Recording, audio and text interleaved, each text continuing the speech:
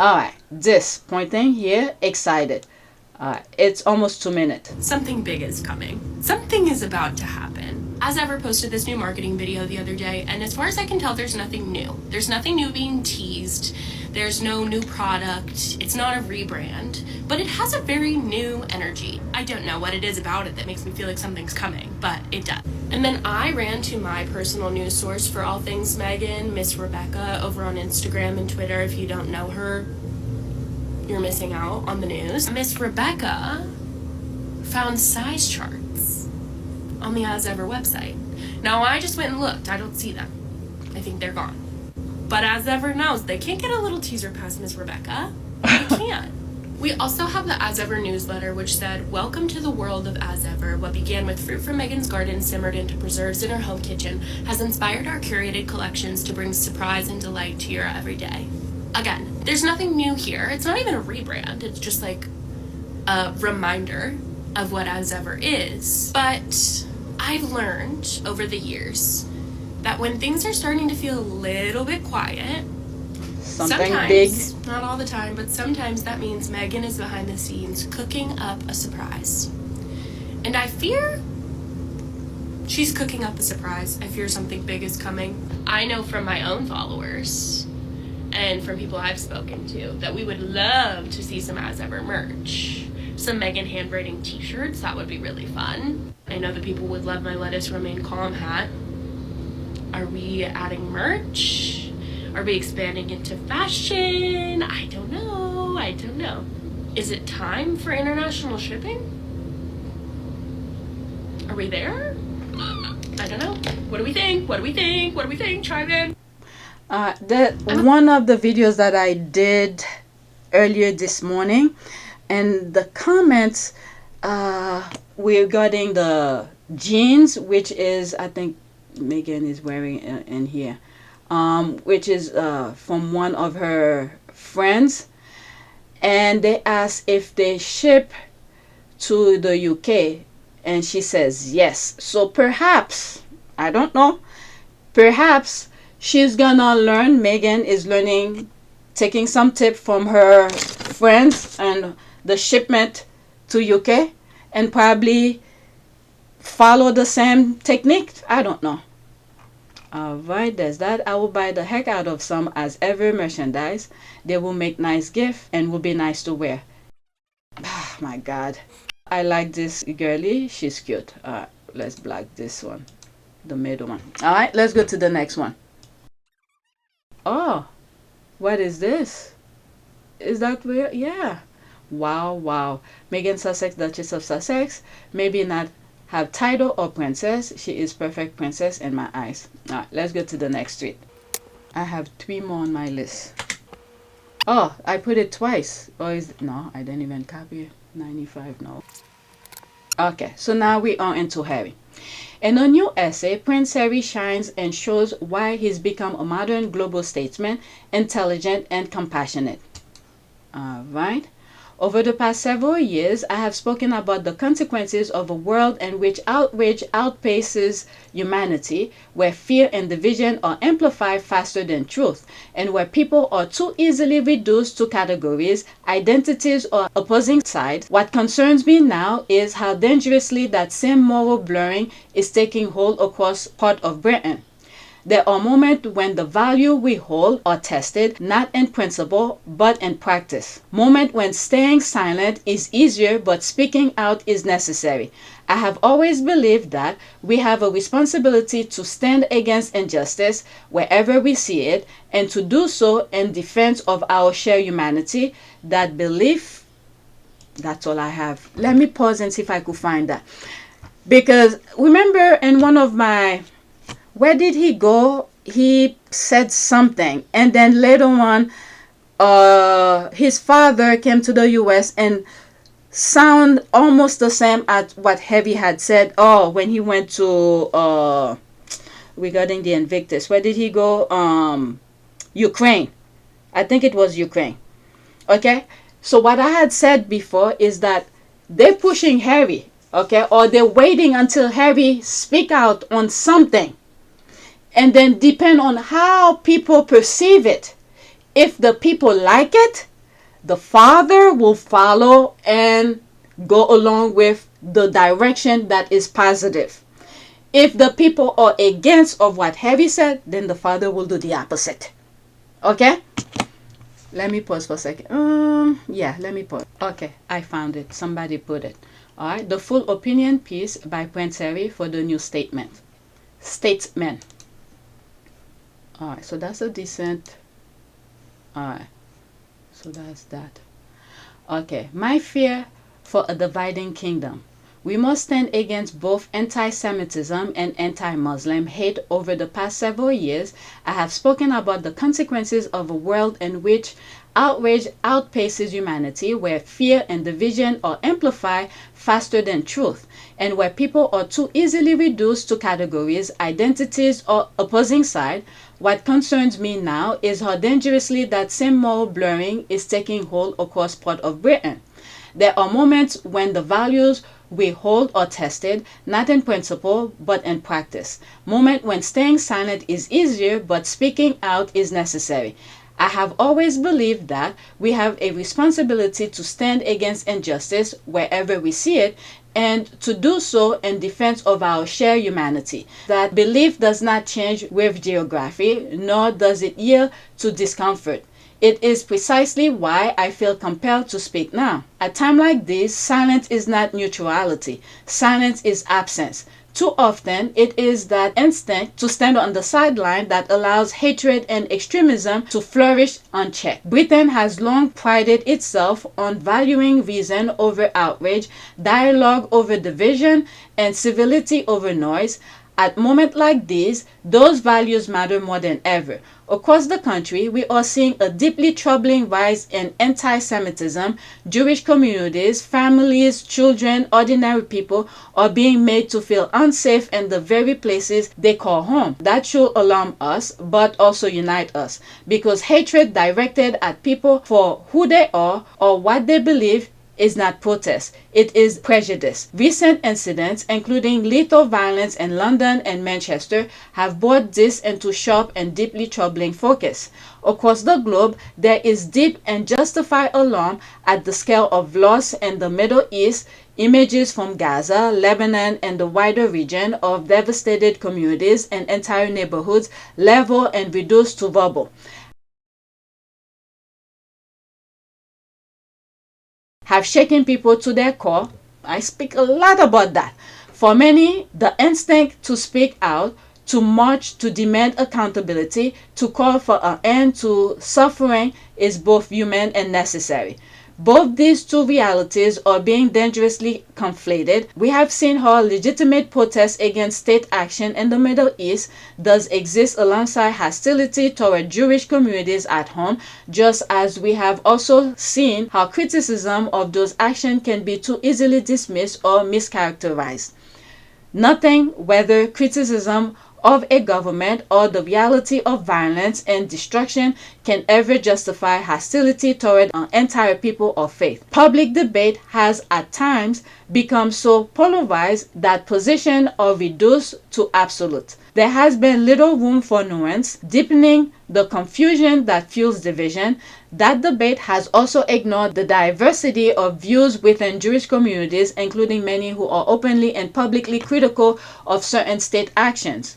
We cannot ignore a difficult truth: when states act without accountability in ways that raise serious questions under international humanitarian law, criticism is both legitimate, necessary, and essential in any democracy. This is for the United States. The consequences do not remain contained within borders. They reverberate outward, shaping perception and flaming tensions. Ceasefire after ceasefire has repeatedly failed, with devastating consequences for civilians. All right, it continues. The scale of human suffering continues to grow and demands sustained scrutiny and action from the international community. We have also seen the devastating loss of life among journalists in Gaza, undermining transparency and accountability at a time when both are essential. The onus falls squarely on the state, not an entire people. Such actions have nothing to do with Judaism. If we are serious about confronting this, we must be honest about the condition in which it grows and clear about where anger is directed and where it must never be allowed to fall. When anger is turned toward communities, whether Jewish, Muslim, or any other, it ceases to be a call for justice and becomes something far more coercive. I am acutely aware of my own past mistakes, thoughtless action for which I have apologized, taking responsibility and learned from. That experience informs my conviction that clarity matters now more than ever, at a time when confusion and distortion of truth are doing real harm, even when speaking plainly is not without consequence. It requires responsibility from all of us. We cannot answer injustice with more injustice. If we do, we don't end the cycle, we extend it. The only way to break it is to refuse to pass it on. That's right. That means being unequivocal, standing against anti-Semitism wherever it appears, while recognizing that anti-Muslim hatred and all forms of racism draw from the same well of division. They must be confronted with the same resolve. It also means speaking out against the immense loss of innocent life without fear, but with care and responsibility. Wow. Thank you. What a great article. Excellent. Prince Harry should be commended. Thanks. There's all of that. Wow. Yeah. I'm like, they literally flatten the Middle East. Nobody's doing anything. Oh my God, we must pray for Harry because, you know, God, I packaged my feeling. Please protect the Sussexes. Next tweet. Alright, I'm gonna have to put this on my community board for you guys. Alright, so some people are talking. I don't know if it's the same thing. Same topic. A majority of the UK media getting exposed like this for anti-Muslim bias is honestly a battle worth fighting. Another sign that Prince Harry is right to speak up, or at the very least that this conversation is how we move forward. You know what I like with his op-ed is the fact that he even mentioned his past action, because many times, okay, even though we already know that he had confronted that swastikas uniform, whatever he wore, but the derangers tends to love to bring that back into the discussion. So I'm glad he brought, I think he make reference to it, his own mistake, and he learned from it. So he's moving forward and said to not pass this type of mentality on. It's up to us, the young people, because the old people seems to want to pass this nonsense to the next generation. This is where we are now. This battle we are facing worldwide, okay, everywhere you go, there's a division going on. So it's up to the young people to reject it. And I'm starting to see in the United States, some white people are rejecting it. They're starting to see it. All right. Media misses half of Harry's story. The press have gone big with Harry's attack on anti-Semitism, but had less to say about his similar warning on anti-Muslim hate. The one-time royal has penned an article for the new Statesman headline, quote, "My fear for a divided kingdom," with the sub-headline, "We must stand against both anti-Semitism and anti-Muslim hate." Curiously, though, the rest of the British media seems to have missed the second part of the sentence. Harry detailing his concern about both anti-Semitism, rising anti-Muslim sentiment, said he was speaking out because staying silent will allow hatred and extremism to flourish unchecked. Alright, Prince Harry, we must stand against both anti-Semitism and anti-Muslim hate. Guess which part has been erased by Sky News? Oh my God. Oh my God. We fear for a divided kingdom. We must stand against both anti-Semitism, anti-Muslim hate. Prince Harry. Duke of Sussex concerned by deeply troubling rise in UK anti... Jesus Christ. Prince Harry speak out on deeply troubling rise anti-Semitism in UK. Prince Harry rising anti-Semitism in UK is deeply troubling. Yeah. These are the people who's helping create the division. Harry warns and deeply troubling rise in UK anti-Semitism in the UK. Yeah. He said both. Sky News only focus on the anti-Semitism, but not the anti-Muslim hate. I wish one day Harry bring someone from both sides, a Muslim and a Jewish, to come together and to convey what he was saying in his op-ed, to pretty much destroy Sky News' sided side of things. And then I think later on I saw a video of Charles going to a Jewish community. That's the part that Charles decided to focus on after Harry said his thing, his op-ed. Oh my God, these people are evil. Let's go to the next tweet. Unbelievable. I might put these in different channels.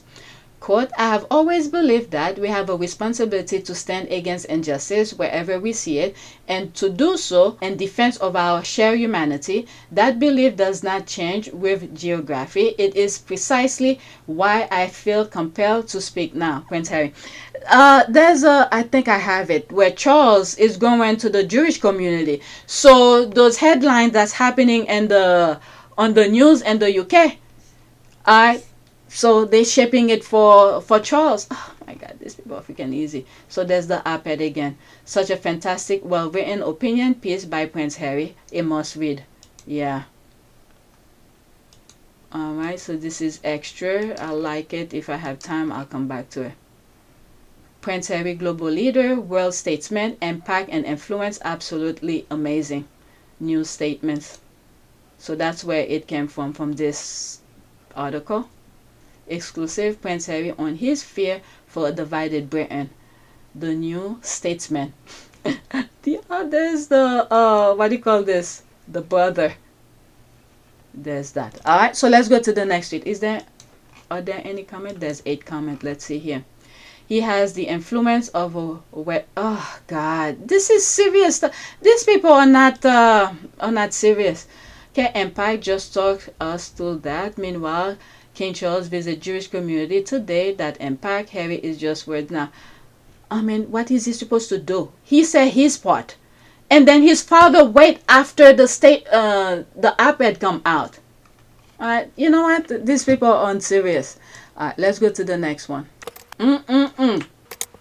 Okay, so that's the one I just went over, right? Yeah. Next one. This is Charles, who's going out after the op-ed came out. Alright, this is too long. I'm not gonna spend too much time on it. Prince Harry writing about anti-Semitism and anti-Islam divided in the UK, and suddenly King Charles is visiting Golders Green in order to support the Jewish community that was recently attacked. Prince Harry, the global leader, everyone follow behind him. Yeah, that's the way that I see it too. Where was he all this time? What is it? I think there's like 2 days there's Charles coming out, where I came across some tweets that were making reference to the attack that happened. Where was Charles? Why did he say anything? But now that the op-ed came out, okay, now not only the paper is shaping, the paper already took a side. The papers already took a side, the Jewish side. God help us. Alright, so that's that. Alright, this visit will have been arranged weeks ago. The king then suddenly decided to pop the Golders Green at lunchtime. Actually, he could. Which everybody is following Harry. He has no official position. They could say that, but, and this is not the first time I have said that. Even when Charles came to the US saying his speech, if you look at what Harry have said before, Charles pretty much copied what rewording his speech, pretty much copying Harry. Let's go to the next tweet. So Charles probably just find his last breath. Oh my God, those headlines are surprisingly truthful and humiliating. One can almost understand why William is so bitterly jealous of Prince Harry and Meghan to the point of being dangerous to them. Willie needs therapy. That's a long time coming. Willie wants to be a statesman, that said. Exclusive Prince William and the therapy to help train him for the throne. He needs to become a true diplomat. Oh my God. Prince William wants to be a global statement. Oh, that was back in 2023. What date do we have here? There's no date here. I just saw it. Alright. Prince Harry and Meghan, the Duke and Duchess of Sussex, are developing a movie based on No Way Out, war memoir for Netflix. Matt Charman, the Oscar-nominated writer of Bridget of Spies, will be writing the adaptation for Netflix. Okay, there's that. Go on my community board. I put something out where Netflix is being sued by Texas regarding some stuff with kids and all of that. Meanwhile, the Epstein thing, nobody, there's no arrest, nothing. All right, let's see here. All right. No Way Out, the searing true story of Men Under Siege, tells the story of Easy Company, a unit of Paris and Royal Irish Rangers that was tasked with holding a district in Helmand Province in July 2006 during the war in Afghanistan, written by Major Adam Jewett. Alright. Loving the way these two are moving. This is awesome. Awesome news. Okay. So at the end of the day, I'm going to keep on repeating and repeating. At the end of the day, Harry and Meghan needs to have their own streaming service, so they could do whatever they want, because these people are trying to undermine their work. Because they are global and they are connected. They're working with each other. When one of them have a problem with somebody somewhere in a country, and they call their buddies and say, take care of this business. This is why we need to keep on praying. Okay, I'm done. So let's do a prayer. Prayer for, I don't know, the word cover. All right, what the hell? All right, let's do cover. Prayer for cover. All right, the word cover just came to mind, so whatever is here. Okay. Prayer for protection. As we travel along our way today, we thank you for your protection and your covering on ourselves and our family members. Let not any of our enemies, thieves, bandits, or evildoers approach us if they do not intend to bring to us what was intended from your holy altar.